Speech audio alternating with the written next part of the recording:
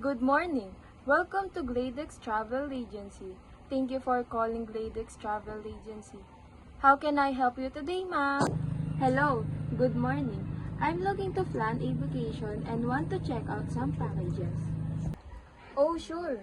Do you have destination in mind or are you open to suggestion?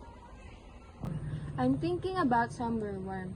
I'm considering beach in Siquijor. Oh, that's such an amazing choice.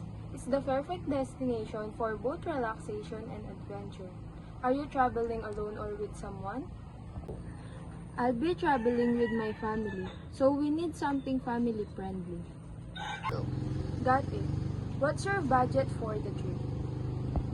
We were thinking of going in the second week of April. Our budget around 120,000 for the packages. Perfect. We have available slot for April 7 to 14, 7 days trip. That sounds nice, ma'am. What's included in the package? Flights, accommodation, meals from breakfast, lunch and dinner, and activities like snorkeling, kayaking, and scuba diving. Oh, great! We'd love to chill on the beach and try activities with my family. Siquijor is perfect for that. You can create memories with your family that you will never forget. You can start your day chill in the morning and prepare breakfast for your family with the name of Siquijor in the rice. We love it. We never forget that experience. We can base you on San Juan, the main hub for all the beaches and the activities you want your families to experience. What kind of places to stay are available? There's so many beautiful options.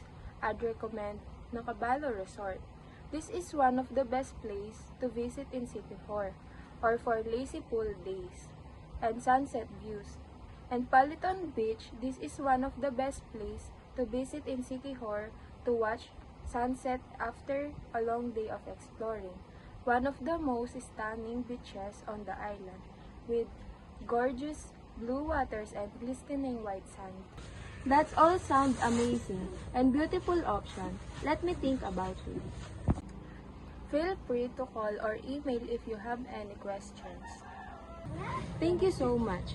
I'll review them and get back to you soon.